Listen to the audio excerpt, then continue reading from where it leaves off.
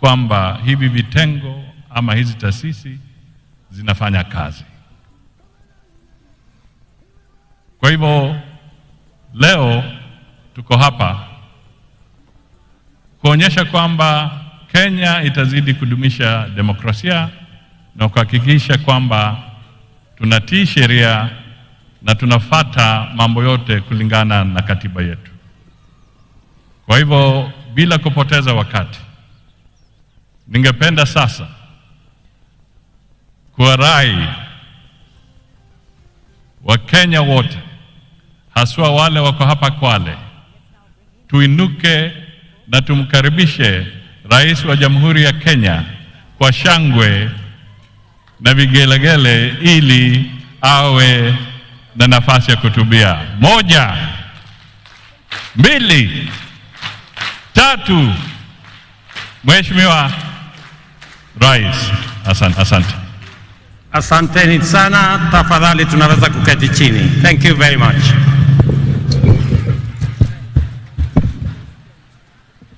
Viongozi wote wenzangu na watu wa Kwale, hamjambo. Kwale hamjambo. Kwale, assalamu alaikum.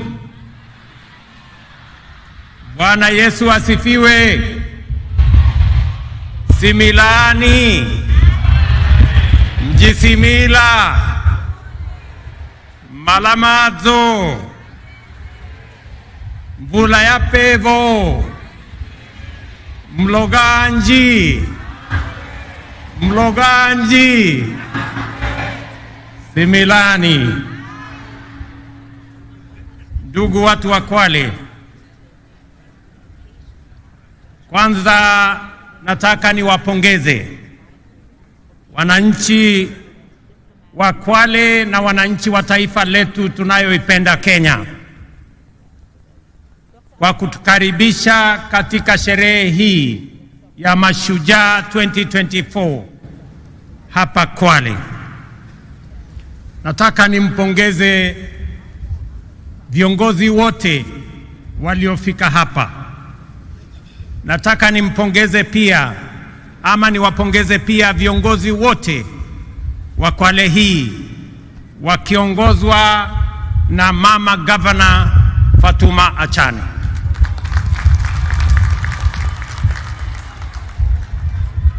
Kama kungekuwa na taswishi yoyote kwamba mama Muislamu anaweza kuwa kiongozi na awe governor, sasa hiyo taswishi imeondoka kwa sababu Fatuma Achane ni governor wetu wa hapa Kwale.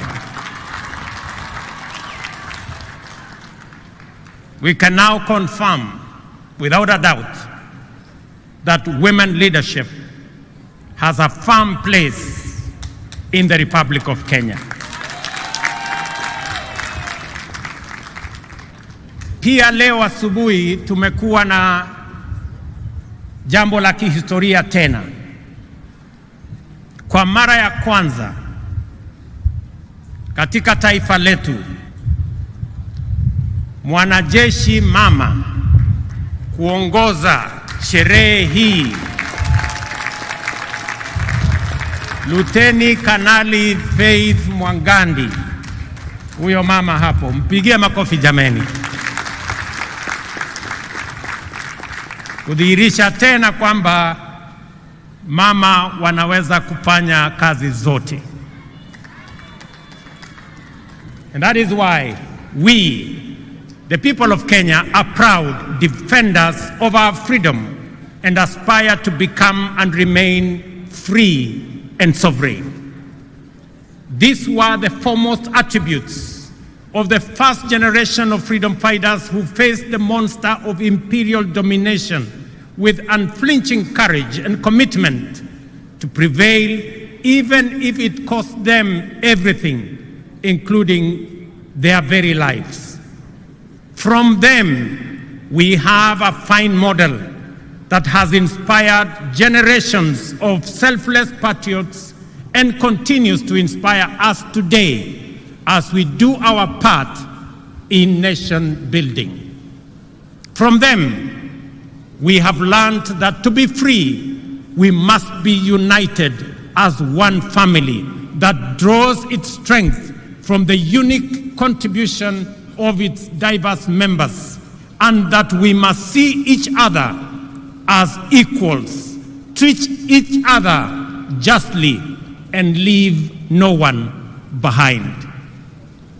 We, the people of Kenya, know that just like our ancestors, we have what it takes, including the values, principles, and commitments that define Ushujaa, to break free of oppression, humiliation, poverty, and indignity. We know this because for our nation to be free, brave men and women, young and old, from every community and every region struggled with exemplary determination until Kenya was free. We know this because everywhere you go in Kenya, the echoes of heroism, histories of sacrifice, and legacies of historic struggle by ordinary people who achieved extraordinarily endure to date. Our heroes did not hail from one village or speak one language. Our heroes are numerous and diverse, united by a principled commitment to confront an unjust, exclusive, and oppressive system in pursuit of a noble vision of national liberation.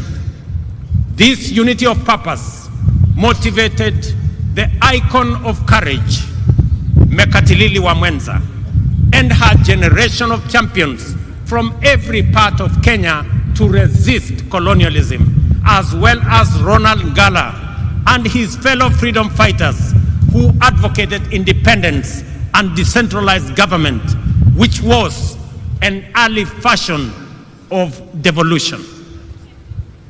In confronting colonialism, Mekatilili wa Mwenza did not seek to free her village or region from occupation by a community. Instead, she resisted the structures and institutions of a system of exploitation and tyranny in the knowledge that defeating it would free a whole nation.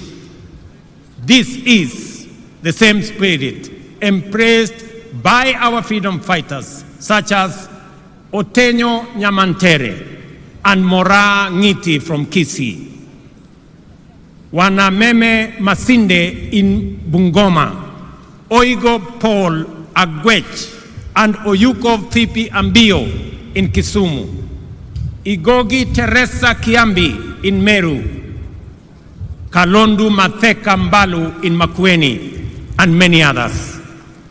The great lesson that has been passed down to us from their era, and which we must faithfully transmit clearly and boldly to the future generations, is that every citizen of Kenya is a full and equal member of our political community, entitled to make a contribution to nation building, and with an inalienable right to a full, just, and fair share of all the benefits that accrue from our development.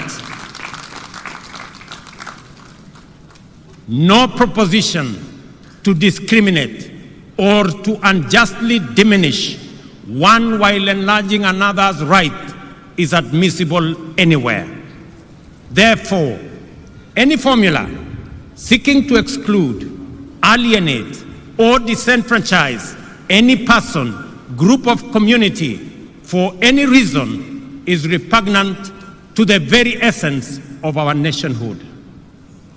We are one people, and Kenya is one united, indivisible, and sovereign nation. Ladies and gentlemen, freedom came at great cost and was won against overwhelming odds. It called for a capacity to embrace immense sacrifice and willingness to pay the ultimate price. We remember them and appreciate their sacrifices. We recognize their achievements and acknowledge that the nation we have today with its past history and future prospects, is a legacy of their work, commitment, and life.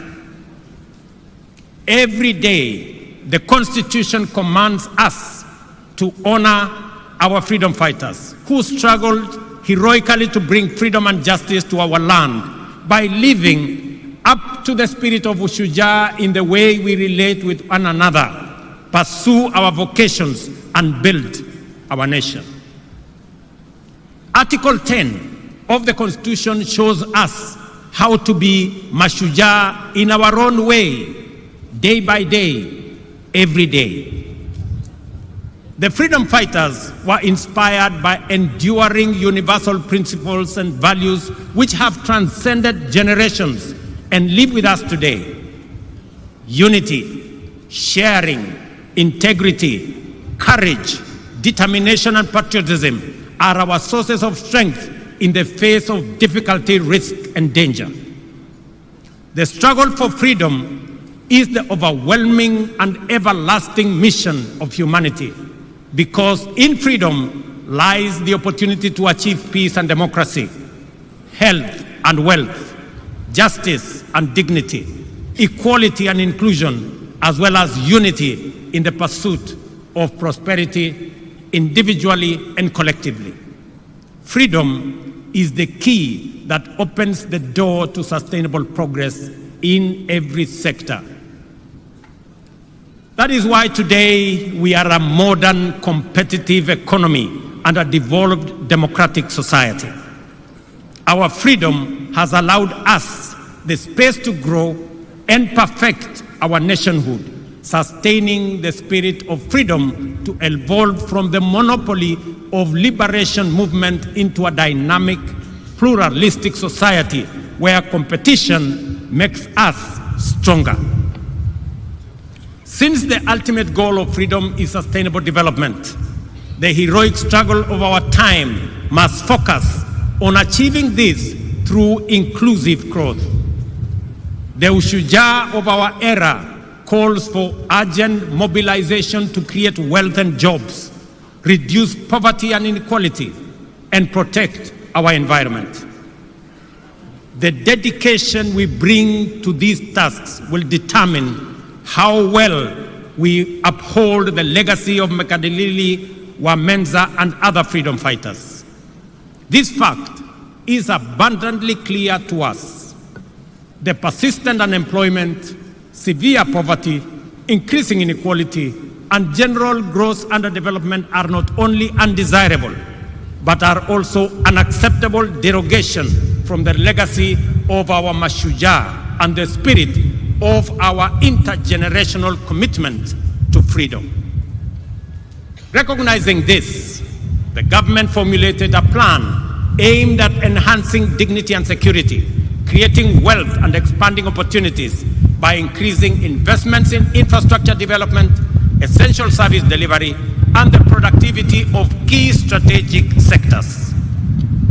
The bottom-up economic transformation agenda is Kenya's economic freedom charter, which mobilizes unprecedented levels of investment into the most impactful sectors in providing essential public services inclusively and affordably, multiplying incomes and creating millions of new, good jobs for our many well-educated and highly skilled young people.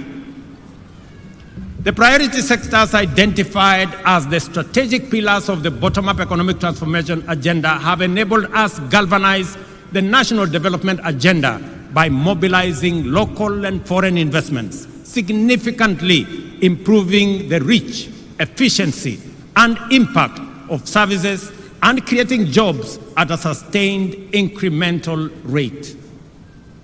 We are driving agricultural transformation through major interventions across all value chains, including fisheries and aquaculture, horticulture and food crops, livestock, beekeeping, and rangeland development. Investments are being made to boost production and supply of quality inputs, provide extension services, reduce post-harvest losses, and maximize returns for producers. These efforts are aimed to increase economies of scale through aggregation, agro-processing, value addition, and exports. Let me announce to farmers across Kenya that we have just concluded the process of procuring the next consignments of fertilizer and assure them that the fertilizer that we have will continue to retail at 2,500 as we committed ourselves. Whether it is tea, whether it is coffee, whether it is maize, whether it is wheat, whether it is sugarcane, we will make sure that prices of fertilizer are universal, because we have seen its impact on matters food productivity in Kenya and the lowering of the cost of living as a result of reduction of food prices because of enhanced supply. Fellow citizens, in the digital economy, we have invested in developing digital and ICT hubs in all wards and expanding last-mile fiber connectivity across the country, reaching areas previously considered remote and underserved. I must congratulate members of parliament across Kenya for being partners with us in this effort. And I want to encourage all our members of parliament to front load and to prioritize the construction of ICT hubs across Kenya so that we can give digital opportunities for our young people, because these efforts have enabled young digital creators, entrepreneurs, and workers to access opportunities not just locally, but also globally. We have also supported our mama mboga, the boda operators, small-scale traders, construction workers, and others working in the informal and the hustler economy by investing in financial inclusion through accessible loans, capacity building, and regulatory reforms to facilitate their growth. I want to commend the banking industry for extending, just last week, an additional 150 billion in loans and loan facilities to micro, small, and medium enterprises to complement our efforts in making sure that we attend to the people lower in the category. To achieve universal health coverage, we have transformed the provision of health care to enable all Kenyans access promotive and preventive services in addition to curative services. First, under an all-inclusive social health framework, and also through programs like Afya Bora Mashinani, which has onboarded over 100,000 community health promoters who provide health care directly to people in their homes. Ladies and gentlemen, today marks the conclusion of Boma Yangu Week, launched last Monday to celebrate the achievement of our affordable housing program. Throughout the week, we showcased significant progress in advancing this ambitious agenda, which aims to transform lives and livelihoods by providing affordable, decent homes for millions of Kenyans.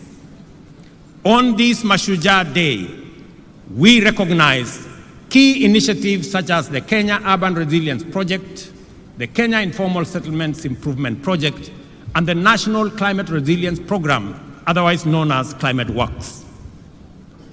Under our bottom-up economic transformation agenda, we are committed to striking a major blow for the freedom struggle of our time by eradicating the shame of hunger in the land of plenty, taking decisive measures to significantly reduce poverty, providing all Kenyans with high-quality health care, and enhancing dignity, well-being, and standards of living for everyone. The affordable housing program is central to these efforts, with a target of delivering 200,000 homes annually to meet the growing demands of housing. This initiative aims to tackle the deficit that has left many Kenyans living in insecure, unsanitary, and poorly constructed dwellings, and also fostering the growth of sustainable communities and generating jobs and opportunities across many other sectors. We all know that the future is urban. 60% of our population, not just in Kenya, but globally, will be living in urban areas. That is not a choice we can make. That is what's going to happen. But we can make a choice as to what kind of living, what kind of settlements these 60% of our citizens who will be living in urban areas, how they will live. Either they will live in slums or they will live in decent dwellings. It is our choice and the choice of our generation to make sure that when we undergo this process, which is inevitable, and we have communities that are urban, they will be living in decent livelihoods. The progress so far is remarkable. 124,000 housing units are at different stages of completion across 75 sites in 37 counties. These projects include homes also for the military, police, and correctional services. I am happy that the students have participated in designing student accommodation.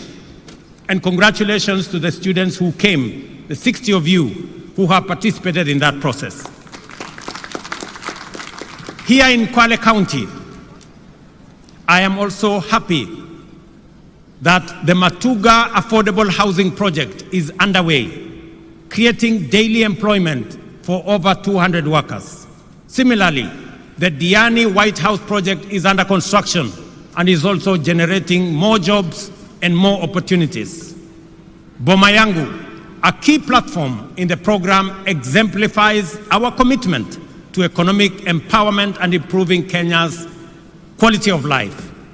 This online portal aggregates housing demand with over 547 registered users, of whom 52,000 have collectively saved more than 2.3 billion towards home ownership.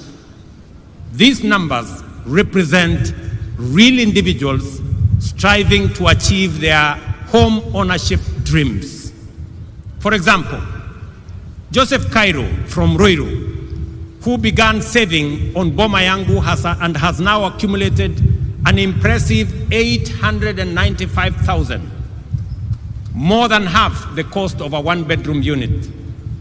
Similarly, Jemima Nyaboke, a businesswoman living with disability in Nairobi, has saved 650,000, steadily and surely bringing herself closer to home ownership. Jane Mumbi Mushina, a widow and a mother of two from Nakuru, will soon move from her rented unit, which costs 1,500 monthly, to her own one-bedroom home after patiently and with determination saving for it. Likewise, David Gagiri, a 44-year-old Juakali artisan and a father of 4, is rearing and nearing the completion of his savings to move into his own house. These stories illustrate how the affordable housing program is empowering ordinary citizens, affirming their dignity and opening pathways for financial independence. In December this year, just a few months from now, we will achieve a major milestone by handing over 1,080 new studio units at the Mukuru Meteorological Site in Nairobi, with mortgages priced at 3,200 per month. This is to citizens who today pay the same amount but live in a slum. Rent that does not qualify them to own the dwelling finally.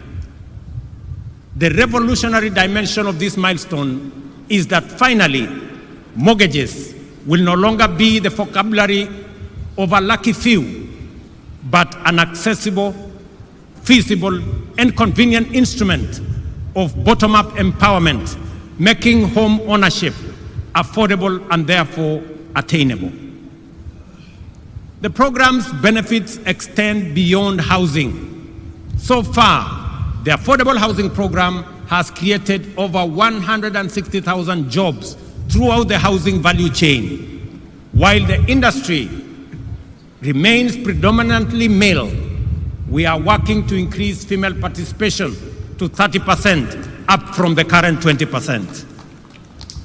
Our collaboration with the Jua Kali sector has demonstrated the Affordable Housing Program's significant potential to transform local manufacturing. In Kwale, over 200 artisans are providing essential services at various sites, fabricating components such as doors, windows, and cabinet fittings. The success of involving worker cooperatives and artisans has strengthened our commitment to support local businesses. You heard the governor of Kwale enumerate the number of companies that now work with us. To facilitate this further, the government has allocated Kenya shillings 4.4 billion specifically for payments to MSMEs supplying goods and services under this program. I was especially proud to witness the signing of the 720 million subcontract awarded to Soweto High-Rise Fabricators and Woodworkers Association in Kibra, just the event that you saw us here this morning. This partnership will greatly enhance the business prospects of these Jua Kali associations, now recognized as bona fide affordable housing program suppliers. Ladies and gentlemen, on this day, it is important for us to remember that the objective of the freedom struggle was for the citizens of Kenya to have full rights and opportunities to live in dignity and achieve a high standard of living with security, health, and wealth. As we implement affordable housing program, therefore, we must at the same time move quickly to complement it with initiatives that promote health and well-being and secure work and livelihoods. Thus, healthcare remains a priority under our bottom-up economic transformation agenda. We are advancing the scope of the universal health coverage to give every Kenyan access to promotive, preventive, curative, and emergency services. Through the Social Health Insurance Fund, citizens will contribute and access comprehensive healthcare benefits. And those who are categorized as not being able to pay, the government of Kenya will step in and pay for them. The value for money in this scheme will be undeniable once the migration from the National Health Insurance Fund is completed and the fund is fully operational. As of the beginning of this month, 12.9 million Kenyans were registered with the Social Health Authority, and all public health institutions and alongside 50% of private facilities were already enrolled to provide services. I urge private hospitals to expedite the contracting process to enable us complete the final rollout of the universal health coverage. To accelerate this rollout, the government of Kenya has released 3 billion shillings to settle outstanding payments to hospitals and other service providers. I know this has been a major concern for hospitals that are owed by the former NHIF a lot of money. I want to give them my assurance that from next week, we have already released the money that will go into settling some of the debts that have held back their services under our new program. Ladies and gentlemen, the time for doubt and anxiety is slowly but surely getting behind us, and the space for criticism, skepticism, and pessimism is over. Real change ushers us into unfamiliar places, Transformative change overturns old assumptions and unlocks unprecedented possibilities. Every step into the future takes a measure of courage, and the comfort of the familiar can become a temptation to hesitate or backslide. We have been here before, Kenyans, times without number. Many Kenyans were anxious about the prospects of the freedom struggle and doubted the capacity of our freedom fighters to defeat the formidable power of the empire. Some were afraid that what they saw as an uncertain future in an independent nation, in contrast with the very real, if undesirable, present in an oppressive colony. Later, when challenging the single-party monopoly, many worried that embracing democratic pluralism might destabilize the country and lead to state collapse. More recently, some hesitated as we took a leap of faith into a new dispensation, fearing that devolution could fragment the nation and that strong checks and balances might render the republic ungovernable. Despite these concerns, here we are, stronger than ever, facing the future with greater confidence and building a strong nation that is respected for its positive contribution, not just at home, not just regionally, but also globally. Independence, multi-party democracy, and our progressive constitution have made Kenya stronger, enabling our country to move forward and upwards, even in the midst of unprecedented challenges. What we have learned from Kenya's history of freedom struggle is this: we must not allow the fear of change to imprison us in the past, and we must have greater faith in our collective capacity to achieve inclusive transformation and usher in progress that leaves no one behind. I call on all Kenyans. I call on all Kenyans to have faith and a little patience. In matters of weeks, or in a matter of weeks, SHIF will be serving us efficiently and making the dream of universal coverage come true. I am aware that during this transition period, employees of the former National Hospital Insurance Fund will be managed in accordance with the provisions of the Social Health Insurance Act of 2023. I want to assure all the former employees and those now serving under our new outfit that no one will lose their jobs, and that I appreciate their dedication and service during this transition. We will make sure that everybody who has served in the former outfit is transitioned into the current outfit. We have implemented strong institutional and strategic measures to extend the impact of universal health coverage by developing the biomedical, pharmaceutical, and medical supplies production industries.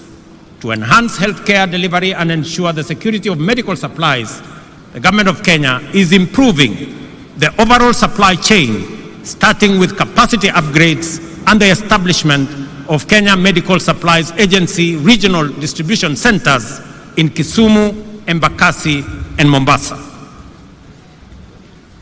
Ladies and gentlemen, the Kiswahili saying, mgaga na upwa hali wali mkavu, is an understated hint of the promise held by our blue economy. Because of the Indian Ocean, Kwale County and coastal region as a whole abound with transformative opportunities of an immense magnitude. At present, the blue economy contributes 20 billion to the economy annually and is expected to increase to over 80 billion in 5 years. This transformation will create thousands of jobs and stimulate regional economy through increased investment in various industries, enhanced export manufacturing, and expanded overall economic activity.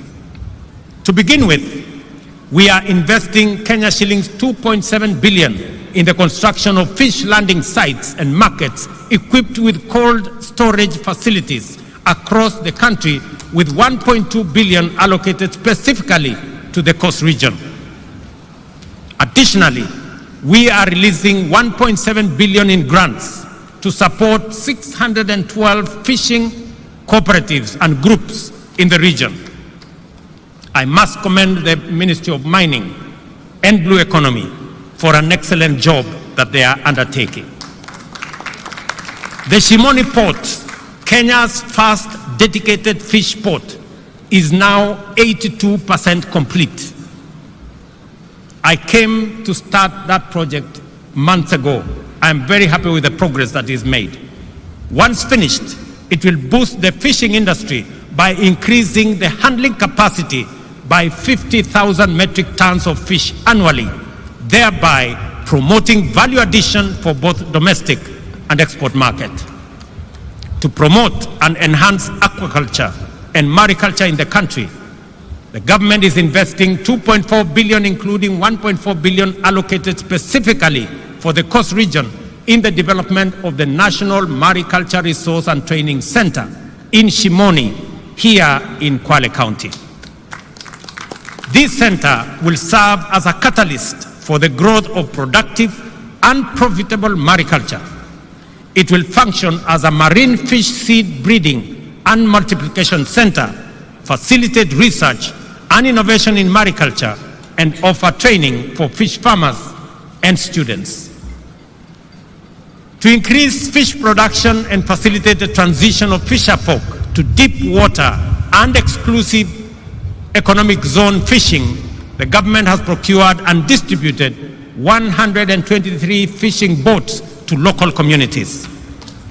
And additionally, we plan to acquire deep sea fishing vessels for offshore fishing with a total budget of Kenya shillings 600 million allocated for this purpose this year.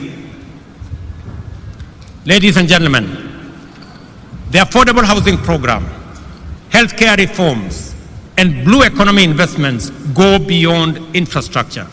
They embody our commitment to dignity, opportunity, and prosperity for many Kenyans. We invite the private sector to join us and drive up the scale of these initiatives to provide opportunities for more Kenyans to take part in achieving lasting transformation. Together, we are building a brighter future where every Kenyan has the opportunity to thrive and winning the freedom struggle of our time. Let us remember the example of our first Mashujaa and be inspired by their values, achievements, and legacy. Let us do our part to promote national cohesion and inclusion and to combat division, tribalism, and exclusion.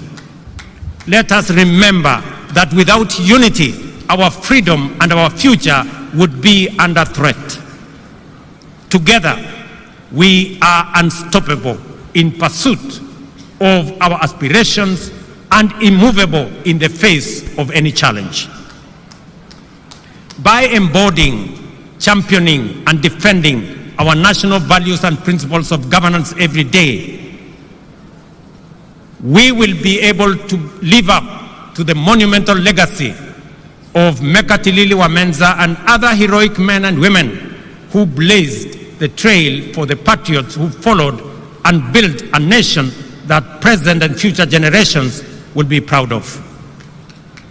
I am encouraged by the bravery, diligence, and loyalty with which Kenyans of all walks of life undertake their profession and social tasks, fighting crime and terrorism, defending the nation's territorial integrity, treating the sick, feeding the nation, teaching our children, and serving the needs of underprivileged citizens. To you all, I convey the gratitude and appreciation of all Kenyans. It is In these things that heroism lies. The fact that we must do them every day doesn't make them any less heroic or extraordinary. Ushujaa is doing ordinary things in extraordinary ways. Therefore, whatever our vocation, let us apply ourselves with zeal, because that is how great nations are built. Ladies and gentlemen, watu wa Kwale, ndugu zangu watu wa Kenya, nimefurahi sana kuwa kati yenu katika sherehe hii ya muhimu, sote tukiungana na tukihakikisha kwamba kazi ya kila mtu isidharauliwe na mwingine.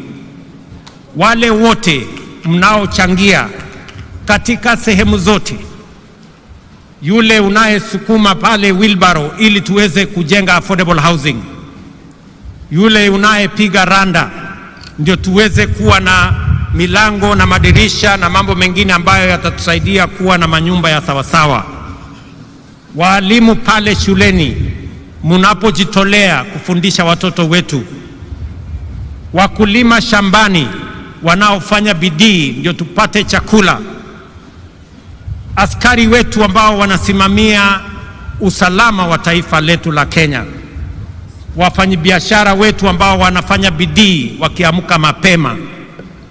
Nyinyi wote ni mashujaa wa taifa letu la Kenya kwa zile majukumu mnayofanya. Nataka niwaeleze ndugu zangu wa Kenya ya kwamba nchi hii tutaijenga na mikono yetu na nguvu yetu na bidii yetu, kwa sababu nchi hii haiwezi kujengwa na wageni, haiwezi kujengwa na wengine. Sisi, hii ndio nchi Mungu ametupatia, na ni jukumu la kila mmoja wetu, mahali popote ulipo, uotoe mchango wako kwa uzalendo, kwa kujitolea, kwa bidii. Na mimi nataka niwahakikishia kwamba tutafaulu kama nchi ya Kenya tukifanya hivyo, tukiwa tumeungana pamoja. Mwisho kabisa, nikiwa hapa Pwani, tumekuwa na jambo ama donda sugu la mambo ya ardhi. Nataka niwatangazie ya kwamba tayari tuko na pesa shilingi bilioni 1.5 ya kuanza ile program ya absentee landlords, na kusaidia wananchi ambao wanaishi katika mashamba ambayo sio yao, tuweze kuwasaidia wawache kuwa maskota, wawe wenyeji, kwa sababu tutaungana na wale ambao mashamba haya ni yao, tuweze kununua, ndio tuweze kusonga mbele pamoja. Na mimi nataka niulize magavana wetu pamoja na wabunge na wale wengine wote, tuungane katika safari hiyo, ndio tuweze kukomboa watu wetu kutoka mambo ya uskota. Asanteni sana watu wa Kwale, asanteni sana ndugu wa Kenya. Thank you very much. God bless you all, and God bless our great country that we love, Kenya. Asanteni sana na Mungu awabariki. Naomba kwa heshima sote tusimame kwa wimbo wa taifa. Kwa heshima sote tusimame kwa wimbo wa taifa.